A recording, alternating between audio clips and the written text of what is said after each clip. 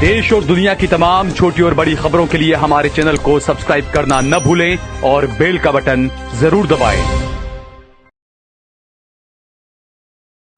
नमस्कार दोस्तों, स्वागत है आपका देश लाइव में और आपके साथ मैं हूं आशिमा त्यागी।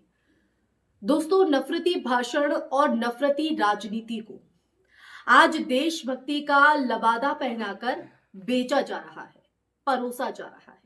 लेकिन सच ये है कि जो लोग धर्म के नाम पर हथियार उठाने, नफरत फैलाने और संविधान को ठुकराने की बात करते हैं, वो किसी धर्म के रक्षक नहीं बल्कि इस देश के अमन, चैन और भाईचारे के गद्दार हैं। सवाल ये नहीं है कि तलवार किसके हाथ पे है दोस्तों, सवाल ये है कि उस हाथ को नफरत किसने सौंपी, और उससे भी बड़ा सवाल, उस नफरत का खामियाजा कौन भुगतेगा। तो आज हम इसी मुद्दे पर बात करेंगे, पूरा सच आपको हम बताएंगे, सवाल का जवाब भी ढूंढने की कोशिश करेंगे। लेकिन उससे पहले हमेशा की तरह अपील, इंसाफ की आवाज को बुलंद करने के लिए और सच्ची पत्रकारिता के लिए हमारा यानी देश लाइव का सहयोग करें। साथ ही डिस्क्रिप्शन में दिए गए लिंक को ओपन कर ज्वाइन बटन दबाकर आप हमसे यानी देश लाइव से सीधा जुड़ सकते हैं दोस्तों देश लाइव आपकी आवाज को यूं ही बुलंद करता रहे, सच के मुद्दे आपके सामने उठाता रहे, आपको सच से रूबरू कराता रहे, उसमें ज्यादा से ज्यादा सहयोग की जरूरत है। वापस आज की चर्चा पर लौटते हैं और घटना और तथ्यात्मक संदर्भ में बात करते हैं। गाजियाबाद के शालीमार गार्डन इलाके में खुलेआम तलवारें और हथियार बांटने का मामला सामने आया। इस मामले में हिंदू रक्षा दल के प्रमुख पिंकी चौधरी और उनके बेटे हर्ष की गिरफ्तारी हुई। 29 दिसंबर को संगठन के कार्यालय में तलवारें और फरसे बांटे गए, जो सीधे सीधे दोस्तों गैर कानूनी और संविधान विरोधी कृत्य है। ये कोई अचानक हुआ उन्माद नहीं था, ये एक सोची समझी उकसावे की राजनीति का नतीजा था। जी हां, सोची समझी राजनीति का नतीजा।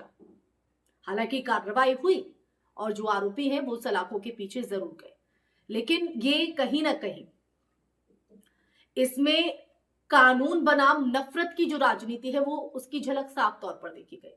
भारत का संविधान नागरिकों को आस्था की आजादी देता है, बिल्कुल देता है, हथियारों की राजनीति की नहीं।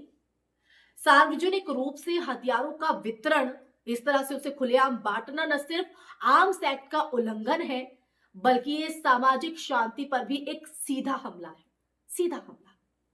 फिर भी ऐसे मामलों में अगर हम बात करें तो अक्सर दोहरा जो मानदंड है वो दिखता है, कभी सख्ती कभी नरमी।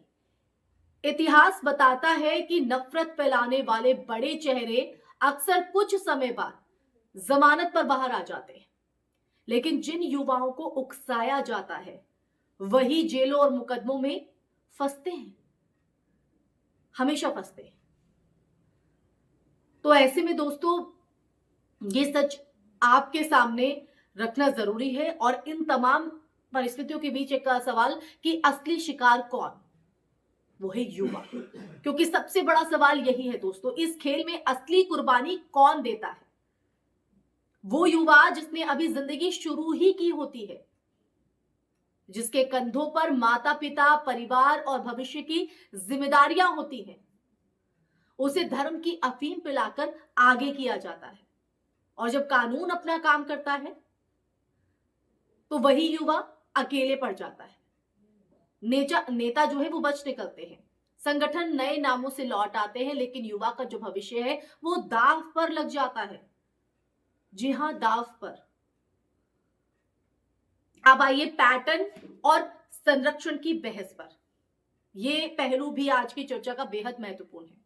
यह पहली बार नहीं है दोस्तों, पहले भी जो नफरत भरे भाषणों और उकसावे के मामलों में देखा गया है, महसूस किया गया है कि कुछ चेहरे बार बार सामने आते हैं, बार बार गिरफ्तार होते हैं और फिर बाहर आ जाते हैं, जैसे यति नरसिंहानंद सरस्वती।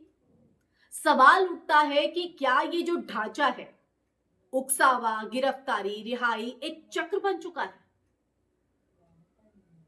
और अगर हां, तो इसका सबसे बड़ा जो नुकसान है वो समाज की बुनियाद को हो रहा है। अब आते हैं नफरत का कारोबार बनाम राष्ट्रहित। ये अगला पहलू जिस पर चर्चा करनी है। धर्म का इस्तेमाल सत्ता और सुर्खियों के लिए किया जा रहा है। सीधे तौर पर नफरत को वीरता और हिंसा को संस्कृति बताने की कोशिशें यहां पर लगातार हो रही है। लेकिन राष्ट्रहित हिंसा से नहीं, कानून के राज से सुरक्षित होता है। जो संगठन युवाओं को तलवार थमाते हैं, हथियार थमाते हैं, उन्हें रोजगार, शिक्षा, भविष्य नहीं दे सकते, सिर्फ टकराव दे सकते हैं। अब ऐसे में जिम्मेदारी किसकी? जिम्मेदारी सिर्फ पुलिस या अदालत की नहीं है दोस्तों, सिर्फ उनकी नहीं है। राजनीतिक दलों, प्रशासन, मीडिया और समाज, जिसमें हम और आप भी आते हैं, सबकी साझा जिम्मेदारी है कि नफरत को सामान्य ना बनने दिया जाए। सख्त और समान कानूनी कार्रवाई, तेज ट्रायल और उकसावे के नेटवर्क पर निर्णायक प्रहार जरूरी है।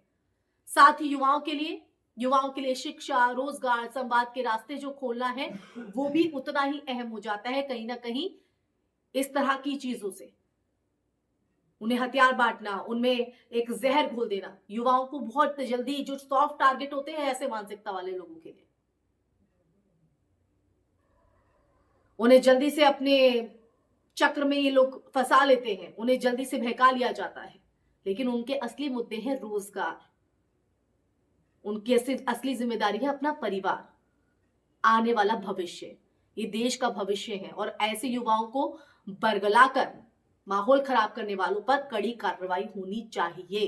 ये नहीं कि जेल में चले गए, फिर कल बाहर आ गए, फिर दोबारा से आपने वही पैटर्न किया और बार बार आप इसी तरह से उस पैटर्न का हिस्सा बनते रहे।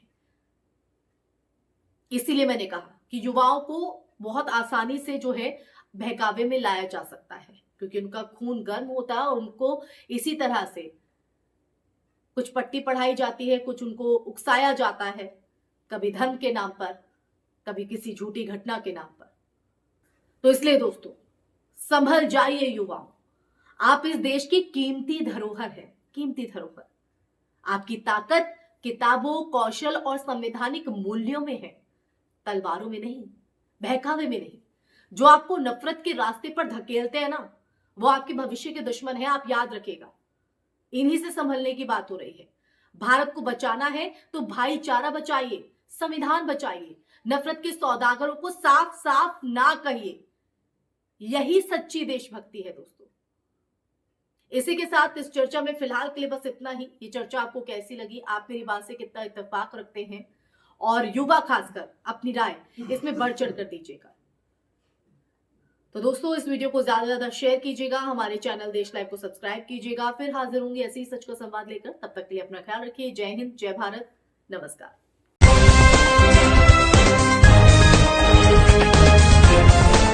देश और दुनिया की तमाम छोटी और बड़ी खबरों के लिए हमारे चैनल को सब्सक्राइब करना न भूलें और बेल का बटन जरूर दबाएं।